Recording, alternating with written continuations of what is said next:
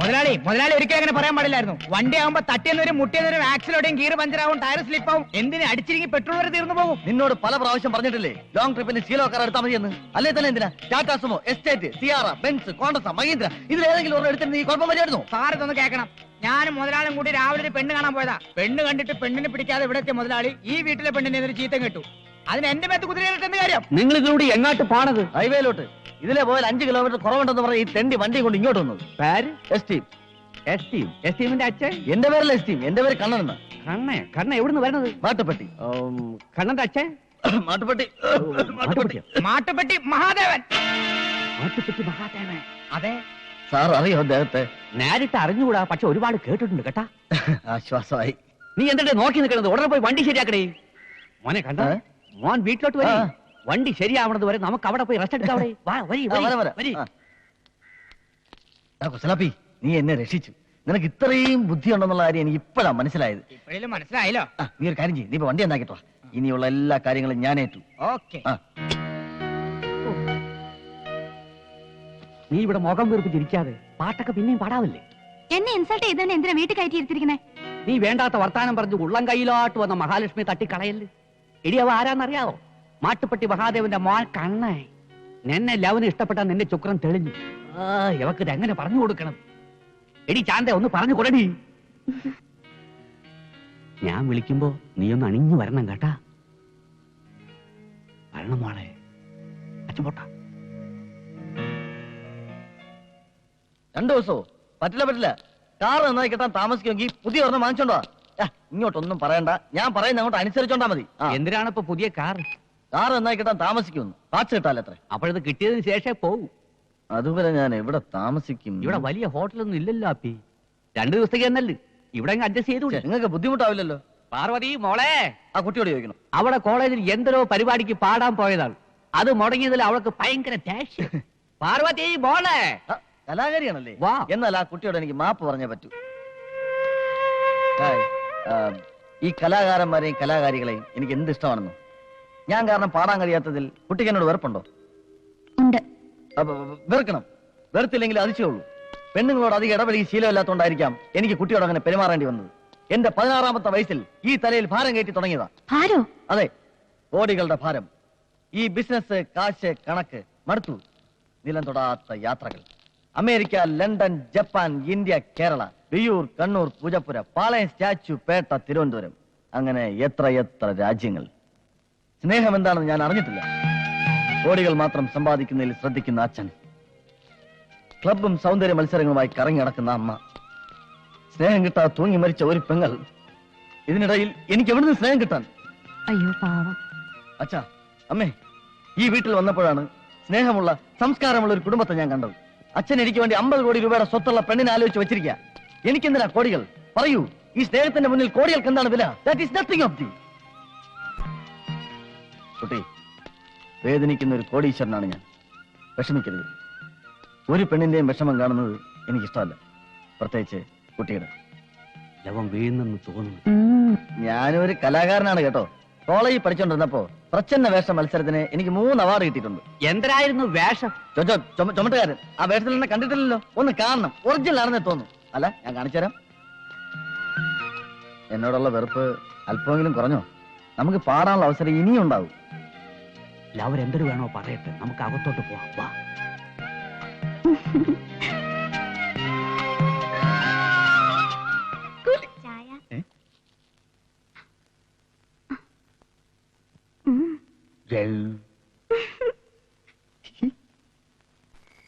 ഇതുവരെയുള്ള സംഭവങ്ങൾ ആര് കണ്ടാലും കുറ്റം പറയില്ലല്ലോ. നീ എന്ത് പറയുന്നു?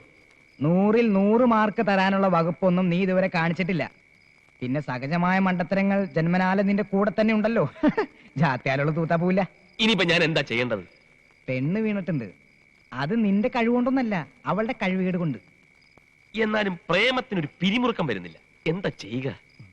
അതൊരു പാട്ടിലൂടെ വർക്കൗട്ട് ചെയ്താലോ? നിനക്ക് പാടാൻ അറിയോ? പാടാൻ അറിയാവുന്നോ? ചേരി ചെന്ന് ചോദിച്ചു നോക്കണം. ഈ വക പാണ്ടിപ്പാട്ടൊന്നും പറ്റില്ല. ഇതൊന്നും ഇവിടെ ശരിയാവില്ല. തനി മലയാളം. എന്നാൽ പാടി ബോറടിപ്പിക്കാനും പാടില്ല. നമുക്ക് പഴമയിൽ തുടങ്ങി പുതുമയിൽ തീർക്കാം. മനസ്സിലായില്ല? മനസ്സിലാക്കി തരാം. അതായത് പ്രൈം നസീറും ജയഭാറ്റിയും പോലെ, മമ്മൂട്ടിയും സുഹാസിനിയും പോലെ, മോഹൻലാലും ശോഭനയും പോലെ.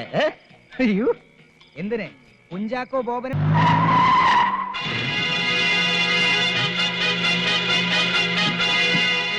നീ എന്താ ഇവിടെ?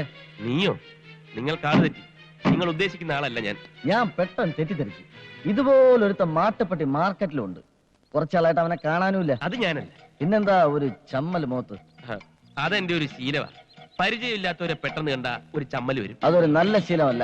എന്താ പേര്? സച്ചിൻ ടെണ്ടുൽക്കർ. ഓഹോ, തന്നെ പോലൊരു തെണ്ടി പണ്ടെന്റെ കടയിലേക്ക് വരുന്ന ഡസൻ കണക്കിന് ലോറികളിൽ ലോഡ് ഇറക്കാൻ വരാറുണ്ടായിരുന്നു. അവന്റെ പേര് കണ്ണപ്പൻ, ഒരു കൂലി. ആ ചായയാണ് നിനക്ക്. അങ്ങനെ ഒരേ ചായയിൽ ഒത്തിരി പേര് കാണും. അതിലൊരുത്തൻ കൂലിയായിരിക്കും, മറ്റൊരുത്തൻ പണക്കാരനായിരിക്കും. അപ്പൊ പിന്നെ കാണാം. പരിചയപ്പെട്ടതിൽ വളരെ സന്തോഷം. ഓക്കെ. എടാ, നീ ഏത് കോലം കെട്ടിയാലും ആ കൂലി ചായ നിന്റെ മോന്തയ്ക്ക് മാറത്തില്ലടേ. കാടി വെള്ളത്തിൽ വീണ കാക്കയെ പോലെ വേഷം കെട്ടിയ നിന്നെ ഞാൻ തിരിച്ചറിയില്ലെന്ന് വിചാരിച്ചോ? നീ വെറും ഒരു കൂലിയാണെന്ന് ഞാൻ വിളിച്ചു പറഞ്ഞാൽ നീ ഇന്നാറും ഞാൻ ഇന്നാറും. നിനക്ക് മാട്ടുപ്പെട്ടി ചന്തയിൽ പഴയ കൂലിക്കാരനായിട്ട് കഴിയണോ, അതോ ഈ വീട്ടിലെ പെണ്ണിനെയും കെട്ടി സുഖമായിട്ട് ജീവിക്കണോ? വന്നു കയറിയ മഹാലക്ഷ്മിയെ കുറ്റിച്ചൂല് കൊണ്ട് അടിച്ച് പുറത്താക്കണ്ടല്ലേ. ഒരു ഒത്തുതീർപ്പാകാം. എങ്കിലേ നമ്മൾ രണ്ടും രക്ഷപ്പെടും. ഓക്കെ? ഓഹോ, അത് ശരി. ഇപ്പോഴാണ് എനിക്ക് സംഗതികൾ പിടികിട്ടിയത്. മതിയായില്ലേ? നിങ്ങൾ പരിചയക്കാരാണല്ലേ, ഫ്രണ്ട്സ്? അതിരിക്കട്ടെ, ഈ വെള്ളം പയ്യാത് ഈ വീട്ടിൽ അതിഥിയായിട്ട് താമസിക്കുന്ന ആളാ. അയ്യോ, നിങ്ങളും എങ്ങനെ പരിചയം? വിമാനത്തിൽ വെച്ചുള്ള പരിചയം. ബിസിനസ് യാത്രകൾ. മാസത്തിൽ 28 ദിവസവും വിമാനത്തിലാണല്ലോ. ഞാരെന്തര്? കണ്ണൻ, എന്തൊരു ബിസിനസ്? അതേ ഞങ്ങൾ ബിസിനസ്സുകാരടുത്ത് ബിസിനസ് എന്തുവാന്ന് ചോദിക്കരുത്. 100 കൂട്ടം ബിസിനസ് അല്ലയോ. പരിചയപ്പെട്ട ഈ സന്തോഷം. നമുക്ക് അകത്തോട്ടിരുന്ന് സംസാരിക്കാം. വരി. ഓ, അതിനെന്താ? ഞങ്ങളെ ഈ വീടുകൾ തമ്മിലേ ബന്ധമുള്ളൂ. പക്ഷെ വീട്ടുകാർ തമ്മിൽ നല്ല ശത്രുതയല്ല. ലാവന്റെ കുറെ കാര്യങ്ങളെ ഞാൻ പറഞ്ഞുതരാം. എടേ കണ്ണാ, മോനെ നീ എങ്ങോട്ട് പോണത്? അവിടെ മാന്യന്മാർക്ക് കേറാൻ പറ്റിയ വീടല്ലടേ. നീ മാന്യനല്ലാത്തോണ്ടല്ലേ എന്റെ അതിര് കിടന്ന് ഇപ്പുറത്തോട്ട് വന്ന. അപ്പുറത്ത് പോടേ. ഇതെന്താ ഇന്ത്യയും പാകിസ്ഥാനും പോലെ അതിർത്തി വരെയൊക്കെ? ലവനെ വിളിച്ചിറക്കി കൊണ്ടുപോകാൻ തന്നെ വന്നത്, അല്ലാതെ നിന്റെ പെമ്പറിനോരെ കൂടെ പൊറുക്കാനല്ലടേ. അനാവശ്യം പറഞ്ഞ നിന്റെ പറങ്ങാണ്ടി മോന്തെ അടിച്ച് പൊളിച്ചളെ. അറിയാം നിനക്ക്? ഓ, നീ മൊത്തമായി ഷേവ് ചെയ്യ്. പോടെ ചത്ത. അച്ചി എന്നെ പറ്റി പറഞ്ഞു എന്നെ ചോദിക്കൂലേ? നല്ല പുറത്തെ വർത്താനം വായിന്ന് കേൾക്കണ്ടെങ്കിൽ വീടിച്ചോണ്ട് പോരില്ല. തള്ള അണ്ടി കമ്പനി അണ്ടി പൊളിക്കാൻ വന്ന നിനക്ക് അത്തരം വർത്താനം വരുവടി. എടി മുറ്റ അടിക്കാൻ വന്ന നീ അടിച്ചെടുത്ത് മഴപ്പെട്ടി മാറ്റാനെ കൊണ്ടല്ലേ പോയത്? വിളിച്ചോണ്ട് പോടേ നിന്റെ പമ്പക്കാരെ. നീ ആണാണെങ്കിൽ നിന്റെ പെമ്പറൊക്കെ രാജ്യം കൊണ്ടുപോകണേ. ഞാനായതുകൊണ്ടാണ് ഇതുപോലെ ഒരു പൈങ്കിളി കൊച്ചടിക്കൊണ്ടായ. അയൽപക്കത്ത് നല്ല ആണുങ്ങളുണ്ടെങ്കിൽ പൈങ്കിലും ഉണ്ടാവും. അങ്ങനെ ഉണ്ടായതാണ് നിന്റെ മോള്.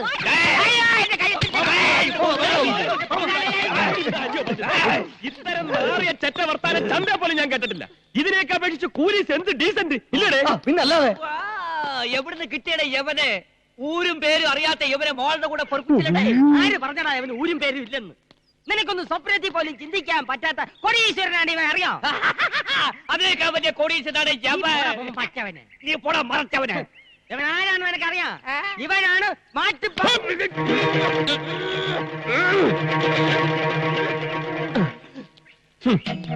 ഈ വീട്ടിൽ ഞാനൊരു ഗസ്റ്റായി താമസിച്ച കുറ്റത്തിനാണോ ഈ വഴക്ക്? എന്റെ ആത്മാർത്ഥ സുഹൃത്തുമായി ഈ വീട്ടിന്റെ മുറ്റത്ത് നിന്നും സംസാരിച്ചതിനാണോ ഈ വഴക്ക്? ഈ പാവം പെൺകുട്ടിയെയും എന്നെയും ചേർത്ത് എന്തെല്ലാം അപഖ്യാതികളാണ് നിങ്ങൾ പറഞ്ഞത്? ഞാൻ മൂലം ചീത്ത പേര് കേൾക്കേണ്ടി വന്നതിൽ കുട്ടിക്ക് വിഷമമുണ്ടോ? പ്രായശ്ചിത്തം ചെയ്യാൻ ഞാൻ തയ്യാറാണ്. ഈ നിൽക്കുന്ന കുബേരയുടെ മകൾ ലക്ഷ്മി കുബേരെ ഏറ്റവും അടുത്ത മുഹൂർത്തത്തിൽ ഞാൻ കല്യാണം കഴിച്ച് ഈ ചീത്ത പേര് മാറ്റും എന്ന് ഇതിനാൽ പ്രഖ്യാപിച്ചുകൊള്ളുന്നു. മോനെ കണ്ണ രക്ഷിക്കടേ. നീയും പ്രഖ്യാപിക്കടേ. പ്രഖ്യാപിക്കടേ. ആഹാ, അങ്ങനെയാണെങ്കിൽ ഈ നിൽക്കുന്ന പ്രഭാര പ്രഭുവിന്റെ മകൾ പാർവതി പ്രഭുവിനെ എന്റെ ആത്മസുഹൃത്തിന്റെ കല്യാണത്തിന്റെ അന്ന് ഞാൻ കല്യാണം കഴിക്കുമെന്ന് പ്രഖ്യാപിച്ചുകൊള്ളുന്നു. അയ്യേ,